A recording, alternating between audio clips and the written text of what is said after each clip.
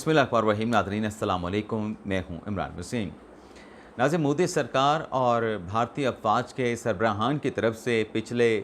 चंद रोज़ से जो इश्तियाल अंगेज़ियाँ पाकिस्तान के ख़िलाफ़ की जा रही हैं, उस पर पाकिस्तान के army chief field marshal Asim Munir खामोश ना रह सके और भारत को इंतहाई दो टोक और मुँह तोड़ जवाब दिया गया है। आर्मी चीफ़ का ये जो भारतीय अफवाज और मोदी सरकार को जवाब है, इस रिएक्शन के 5 अहम जो नुकात हैं वो आपकी खिदमत में पेश करेंगे। लेकिन प्रोग्राम का आगाज़ करने से पहले ये जो भारत को दो टोक जवाब दिया गया है, इसका ख़ुलासा अगर आप नाज़रीन जानना चाहते हैं तो ख़ुलासा ये है कि ऑपरेशन सिंदूर के दौरान पाकिस्तान ने जिस रिस्पॉन्सिबिलिटी का मुज़ाहरा किया, पाकिस्तान की जानिब से जहारियत को बढ़ाने की बजाय जहारियत को कम करने की कोशिश की गई, लेकिन अब की मर्तबा भारत ने पाकिस्तान की तरफ मैली आंख से देखा या पाकिस्तान के ख़िलाफ़ कोई एडवेंचर, कोई मुहिम जोई भारतीय सरकार, इंडियन अफवाज की तरफ से की गई, तो ना सिर्फ उन आँखों को नोच लिया जाएगा जिससे पाकिस्तान को मैली आंख से देखा जाएगा, बल्कि दुश्मन को इस हमले का इतना सख्त, इतना फैसलाकुन और तबाहकुन जवाब दिया जाएगा कि दुश्मन इस जवाब को रहती दुनिया तक जो है वो नहीं बुला पाएगा। तो आर्मी चीफ़ ने भारतीय सरकार को और भारतीय अफवाज को क्या दो टोक, दबंग और मुंह तोड़ जवाब दिया है, इस खबर से, इस स्टेटमेंट से अपने प्रोग्राम का आगाज़ करते हैं। लेकिन नाज़रीन, मुद्दे पे आने से पहले आपसे रिक्वेस्ट करेंगे कि कमेंट बॉक्स में और इसके साथ साथ डिस्क्रिप्शन में मैंने अपने नए यूट्यूब चैनल का जो लिंक है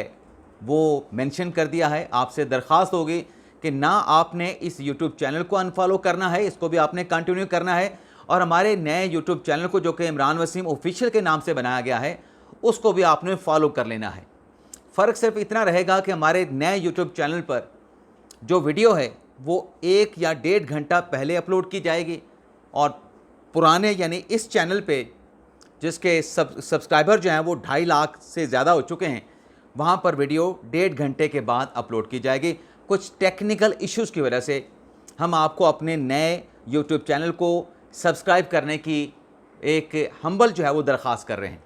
अब नाज़रीन आते हैं मुद्दे पे और बात करते हैं ख़बर की। भारत की तरफ से और भारतीय अफवाज के जो सरबराहान हैं, जो एयरफोर्स के सरबराह हैं, इंडियन एयरफोर्स के, जो भारत के अनिल चौहान साहब हैं, उनकी फ़ौज के चीफ़ डिफेंस ऑफिसर हैं ग़ालिबन, मैं अगर डेजिग्नेशन गलत ले रहा हूँ लेकिन नाम उनका सही बता रहा हूँ। इसी तरीके से जो भारत के वज़ीर दिफ़ा हैं, पिछले चंद रोज़ से पाकिस्तान को धमकियाँ दी गई, इश्तियाल अंगेज़ बयानात दिए गए, और यहाँ तक कहा गया कि पाकिस्तान को सफ़ा हस्ती से मिटा दिया जाएगा, दुनिया के नक्शे पर पाकिस्तान का नामो निशान नहीं होगा। तो नाज़रीन, पहले तो बाज़ार ऐसा लगता है कि भारत की तरफ से ये जो पाकिस्तान के ख़िलाफ़ ऑपरेशन सिंदूर में बदतरीन नाकामी और शिकस्त का मज़ा चखने के बाद पाकिस्तान के ख़िलाफ़ एक मरतबा फिर भारत जो है वो घटिया हरकतों पे उतर आया है। और जो ऑपरेशन सिंदूर में पाकिस्तान ने भारत के 7 लड़ाका त्यारे जो मार गिराए थे, भारत उस तबाही को फरामोश करने के बाद, भूलने के बाद एक मरतबा फिर पाकिस्तान को धमका रहा है,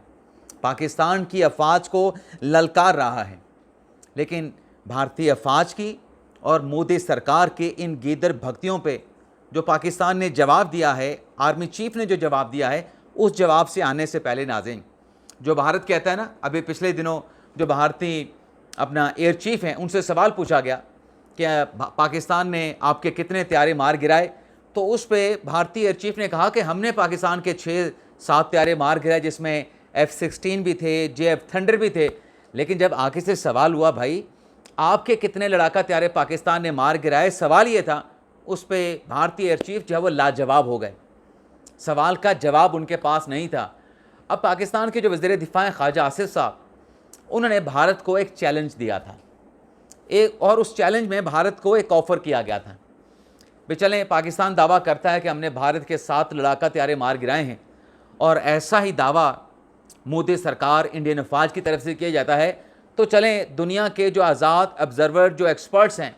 उनको बुला लेते हैं, भारत अपनी इन्वेंट्री ले आए, और पाकिस्तानी अफवाज अपनी इन्वेंट्री उन आज़ाद ऑब्ज़र्वर, उन आज़ाद माहिरीन के सामने पेश कर देगा और वहाँ पे दूध का दूध पानी का पानी हो जाएगा कि किसने किसके लड़ाका त्यारे मार गिराए हैं। क्या पाकिस्तान का F-16 गिरा, क्या पाकिस्तान का JF थंडर 17 गिरा, या फिर भारत के जो बिग बर्ड्स थे जिनकी ख़रीदारी के बाद, जिनके भारत पहुंचने के बाद राफेल देख के मोदी सरकार फूले नहीं समा रही थी कि अब जो है भारत का दिफा जो है वो बड़ा काबिल भरोसा हो गया है। लेकिन 6 और 7 मई की रात जिस तरीके से पाकिस्तान के जो पायलट्स थे, पाकिस्तान के जो शाहीन थे, पाकिस्तान के जो लड़ाका त्यारे थे, भारतीय जो लड़ाका फाइटर जेट थे, उनको कैसे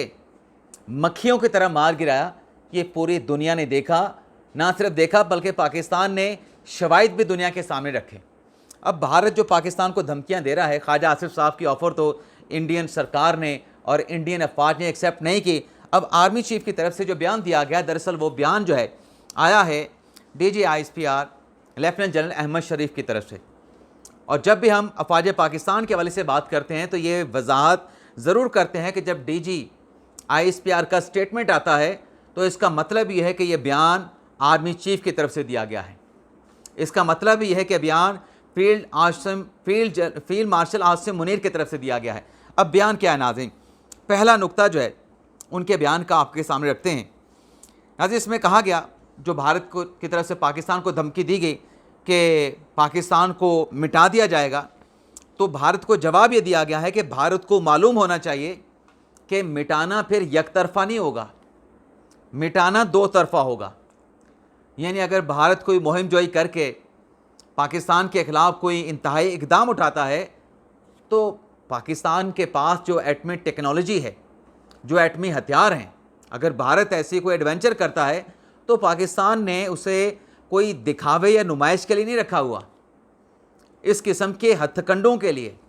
अपने डेटरेंस के लिए, अपने दिफा के लिए, और ऐसा कोई भी हमला जो पाकिस्तान के दिफा, पाकिस्तान की सालमियत, पाकिस्तान के ख़ास तौर पे अगर वजूद और बका के लिए कोई ख़तरा बनेगा तो फिर पाकिस्तान भी अपने आखिरी ऑप्शन पे जाएगा। अब यहाँ पे एटम या एटमी हथियार का जो लफ्ज़ है वो DG ISPR के अल्फाज में नहीं था, लेकिन ये कहना कि भारत को मालूम होना चाहिए कि फिर ये मिटाना किसी को नक्शे से, ये एक तरफ़ा नहीं, ये दो तरफ़ा होगा। इसके इंटरप्रिटेशन लाजिम मेरी नज़र में तो ये बनती है कि फिर पाकिस्तान भी अपनी आखिरी हद को जाएगा, पाकिस्तान के वजूद को ख़तरा होगा, तो जो पाकिस्तान के वजूद को ख़तरे में डालेगा उसका अपना वजूद जो है वो ख़तरे में पड़ जाएगा। पहला तो ये पॉइंट है। दूसरा जी, भारत की तरफ को ये जवाब दिया गया कि अब अगर भारत कोई एडवेंचर, कोई मुहिम जोई करता है तो फिर भारत ये ना समझे कि ये जंग जो है वो बॉर्डर के आसपास रहेगी। भारत ने अगर जंग को छेड़ा,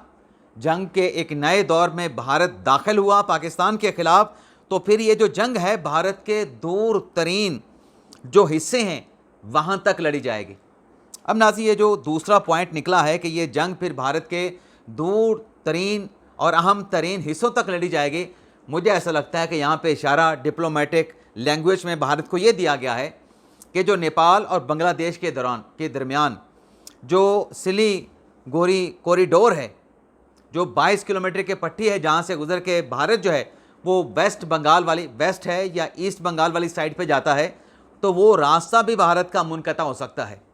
क्योंकि जंग के मैदान में तो भारत पाकिस्तान का मुकाबला नहीं कर सकता पाकिस्तान की अफवाज के साथ, चाहे वो बड़ी फ़ौज हो, चाहे वो बहरी फ़ौज हो, चाहे वो फ़िज़ाइया हो। भारत सिर्फ पाकिस्तान के ख़िलाफ़ साजिशें ही कर सकता है। 1971 में जो कुछ हुआ, सकूत ढाका हुआ, उसमें भारतीय साजिशें शामिल थीं। वो एक मैदान जंग में भारत ने पाकिस्तान के साथ मुकाबला नहीं किया था। और ये सकूत ढाका कैसे हुआ, इस पर भी मोदी सरकार का, इंडियन हुकूमत का एतराफ़ मौजूद है। तो शायद अगर भारत ने अब की मर्तबा कोई मुहिम जोई की तो जवाब हो सकता है कि बांग्लादेश और नेपाल के दौरान जो एक पट्टी है जिसे चिकन नेक कहा जाता है, वो शायद अगर रास्ता बंद हो गया तो भारत का दूसरा जो हिस्सा है उससे शायद भारत महरूम ना हो जाए, जैसे भारत ने मशरिकी पाकिस्तान की साजिश पाकिस्तान के ख़िलाफ़ की थी। तीसरा नुक्ता नाज़रीन, आर्मी चीफ के स्टेटमेंट में जो कि DG ISPR ने दिया, उसमें यह कहा गया कि अब की मर्तबा अगर कुछ ऐसा भारत ने किया, जंग छेड़ी, जहारियत की, तो फिर जोग्राफियाई अदम हिस्सासियत का जो तस्वर है उसे पाकिस्तान चकनाचूर कर देगा। यानी इसका क्या मतलब है तीसरे पॉइंट का, कि हम इस ख्याल को तोड़ देंगे कि कोई जगह या इलाका अहमियत का हामिल होता है। हम ये बात गलत साबित कर देंगे कि कोई जगह या उस इलाके को कोई अहमियत होती है। यानी भारत अगर कोई अहमियत बना के बैठा है किसी इलाके की अपनी, तो वो तस्वर पाकिस्तान की अफवाज उसको चकनाचूर कर देगी। चौथा पॉइंट नाज़रीन, बल्कि तीसरा पॉइंट है ये, भारत इस गलत फहमी में ना रहे। भारत की ने अगर गलत फहमी की, गलती की, तो हर कोने और किनारे पे पाकिस्तान की अफवाज जाके लड़ेगी और अपनी सलाहियतों का मुजाहरा करेगी। चौथा पॉइंट नाज़रीन, अगर भारत पाकिस्तान के ख़िलाफ़ कोई एडवेंचर, कोई मुहिमजोई करता है, तो अगर वो ये सोचता है कि वो कोई नया नॉर्मल बनाएगा, तो पाकिस्तान का ये जो नॉर्मल होगा भारत के एडवेंचर पे, पाकिस्तान ये जो नॉर्मल होगा ये शार्प भी होगा, यानी तेज़ भी होगा, डिसाइसिव यानी फैसला कुन भी होगा, और डिस्ट्रक्टिव तबाहकुन भी होगा। यानी पाकिस्तान ने यह कहा कि अगर जंग का नए दौर का आगाज़ हुआ तो पाकिस्तान जो है किसी सूरत पीछे नहीं हटेगा। पाकिस्तान पुख्ता अज़म के साथ, पाकिस्तान बग़ैर किसी हिचकिचाहट के और किसी पाबंदी की परवाह किए बगैर भारत के उस हमले और उस जारियत का भारत को मुंह तोड़ और दो टोक और ऐसा जवाब देगा, ऐसा मज़ा चखाएगा, फिर रहती दुनिया तक भारत जो है उस तबाहकुन, मुंह तोड़ और दो टोक जवाब को भुला नहीं पाएगा। ये ऑपरेशन सिंदूर वाला तो फिर भारत भूल जाए। पांचवा पॉइंट नाज़रीन ये है कि जो भारत को एक बात याद दिलाई गई है कि भारत को ये बात नहीं भूलनी चाहिए कि जब वो पाकिस्तान को सफ़ा हस्ती से मिटाने की बात कर रहा है, तो पाकिस्तान के पास भारत को याद रखना चाहिए कि दूर तक मार करने वाले हथियार मौजूद हैं। और भारत शायद आर्मी चीफ फील्ड मार्शल के जवाब में DGISPR ने उसको मतलब कहते हुए, दोहराते हुए कहा कि जो 7 त्यारे पाकिस्तान ने भारत के मार गिराए, शायद ऐसा लगता है कि जो भीतर बख्तियाँ कसी जा रही हैं, इश्तियाल अंगेज जो बयानात दिए जा रहे हैं, ऐसे लगता है कि तबाहशुदा जो लाका त्यारे थे उनको भारत जो है वो भूल गया है। लेकिन इसके साथ साथ नाज़रीन, DGISPR ने कल सहाफ़ियों के साथ, सीनियर सहाफ़ियों और एंकर हजरात के साथ भी मुलाकात की है। इस मुलाकात में भी भारत को बड़ा वाज़ेह पैगाम दिया गया है। क्या पैगाम दिया गया है? सवालों के जवाब में एक तो DGISPR लेफ्टिनेंट जनरल अहमद शरीफ साहब ने कहा कि अगर भारत ने कोई हरकत की तो इस मर्तबा तमाम जो शिकवे हैं उनको दूर कर दिया जाएगा। पाकिस्तान की अफवाज को ये बखूबी इल्म है कि भारत के साथ कैसे निपटना है, भारतीय अफवाज को कैसे हैंडल करना है, और अगर भारत ने पाकिस्तान के साथ कुछ ऐसा वैसा किया तो भारत की जो तबीयत है वो ठीक कर दी जाएगी और ऐसा इलाज जो है वो भारत का किया जाएगा जो पहले से बेहतर इलाज होगा। यानी जंग के मैदान में, जैसे मैंने कहा कि भारत पाकिस्तान का मुकाबला नहीं कर सकता, भारत सिर्फ पाकिस्तान के खिलाफ साजिशें कर सकता है। तो DGISPR ने कहा कि अगर भारत की तबीयत ठीक करना पड़ी तो भारत की तबीयत जो है उसको ठीक कर दिया जाएगा और पहले से बेहतर जवाब भारतीय फ़ौज को दिया जाएगा। तो मेरे ख्याल से ये जो DGISPR साहब कह रहे हैं और भारत की जो इश्तियाल अंगेजियाँ हैं, जो पाकिस्तान के ख़िलाफ़ उनके बयानात हैं, तो पाकिस्तान के अवाम को कोई फ़िक्र नहीं करनी चाहिए, कोई तशवीश नहीं होनी चाहिए। पाकिस्तान का दिफा जो है मजबूत हाथों में है। बल्कि DGISPR ने भी कहा कि भारत कहाँ से कौन सा असलहा ख़रीद रहा है, पाकिस्तान की अफवाज को बखूबी इसका इल्म है और पाकिस्तान ने कभी फ़िक्र नहीं की, पाकिस्तान ने कभी तशवीश नहीं रखी, क्योंकि पाकिस्तान हमेशा भारत के साथ मुकाबले के लिए, भारत की किसी जारियत के जवाब में उस पर रिएक्शन देने के लिए हमेशा तैयार है। यानी पाकिस्तान की तैयारियां हमेशा मुकम्मल होती हैं। इनकी घीदड़ भक्तियाँ अपनी जगह पे, ये तो रात के अंधेरे में उठ के जो है वो हमला कर देते हैं। तो पाकिस्तान की अफवाज, DGISPR ने कहा कि हर वक्त हमा वक्त तैयार होती है। इसके अलावा नाज़रीन, एक स्टोरी छपी बरतानिया के जरीदे फाइनेंशियल टाइम में, जिसमें कहा गया कि आर्मी चीफ के जो फील्ड मार्शल के कोई एडवाइज़र हैं, उन्होंने अमेरिका को कोई ऑफ़र किया है,